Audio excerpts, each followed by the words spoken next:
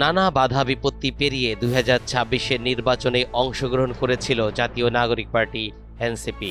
6টি আসনে জয় পেয়ে তারা জানান দিয়েছিল তাদের জনপ্রিয়তা। নির্বাচন পরবর্তী রাজনীতির বন্ধুর পথ পাড়ি দেওয়ার উদ্দেশ্যে এবার সেই দলে বিভিন্ন প্ল্যাটফর্ম থেকে ভিড়তে যাচ্ছে তরুণ নেতৃত্ব। আওয়ামী লীগ সরকারের পতনের পর গড়ে ওঠা জাতীয় নাগরিক পার্টি এনসিপি দলকে আরও বড় করার চেষ্টায় নেমেছেন। দলকে শক্তিশালী ও বিস্তৃত করার লক্ষ্যে দেশের বিভিন্ন রাজনৈতিক দলকে টার্গেট করে সদস্য সংগ্রহ কার্যক্রম জোরদার করছে তারা।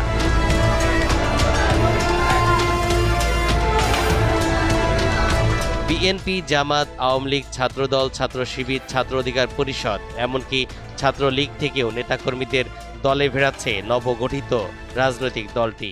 যাদের জন্য আজকের আয়োজন, যাদের জাতীয় নাগরিক পার্টি এনসিপিতে অংশগ্রহণ যারা করবেন তারা কথা বলবেন, আপনাদেরকে অনুরোধ জানাবো। সেই ঐতিহাসিক সংগ্রামের মধ্য থেকে গড়ে ওঠা একটি রাজনৈতিক দল তারুণ্যের শক্তিকে কাজে লাগিয়ে বাংলাদেশে পরিবর্তন এবং সংস্কারের যে নতুন আকাঙ্ক্ষা তৈরি হয়েছে, বৈষম্য বিরোধী যে আকাঙ্ক্ষা তৈরি হয়েছে, সেই অনুযায়ী আমরা দেশকে ঢেলে সাজাতে চেয়েছিলাম।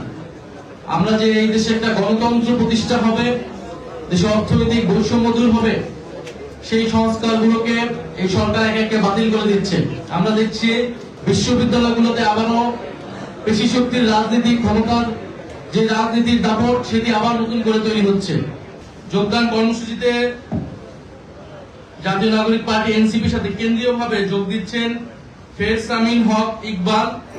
উনি আজকের অনুষ্ঠানে উপস্থিত হতে পারেন নাই, উনি বিদেশে আছেন। আমরা গণতান্ত্রের মাধ্যমে ওনাকে স্বাগত জানাই।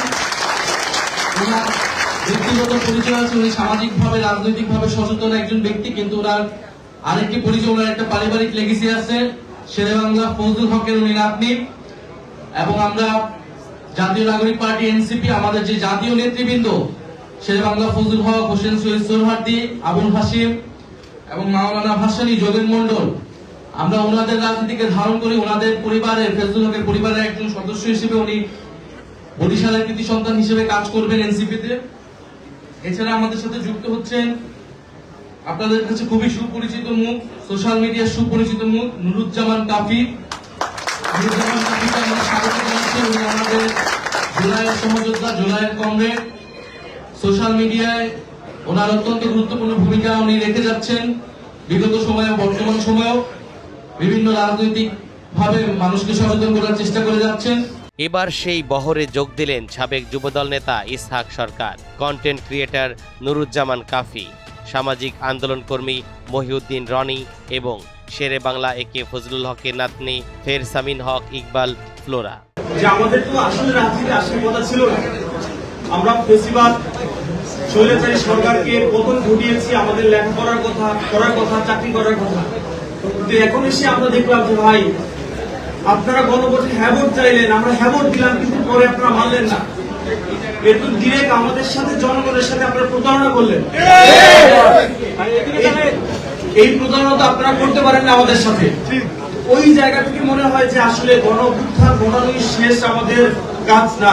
শুক্রবার বিকেলে রাজধানীর ডিপ্লোমা ইঞ্জিনিয়ার্স ইনস্টিটিউশন মিলনায়তনে আয়োজিত এক অনুষ্ঠানের মাধ্যমে তারা আনুষ্ঠানিকভাবে এনসিপিতে যোগ দেন। ইসহাক সরকার দীর্ঘদিন বিএনপির রাজনীতির সঙ্গে যুক্ত ছিলেন। ছাত্রদল ও যুবদলের কেন্দ্রীয় সাংগঠনিক সম্পাদক হিসেবে দায়িত্ব পালন করেছেন।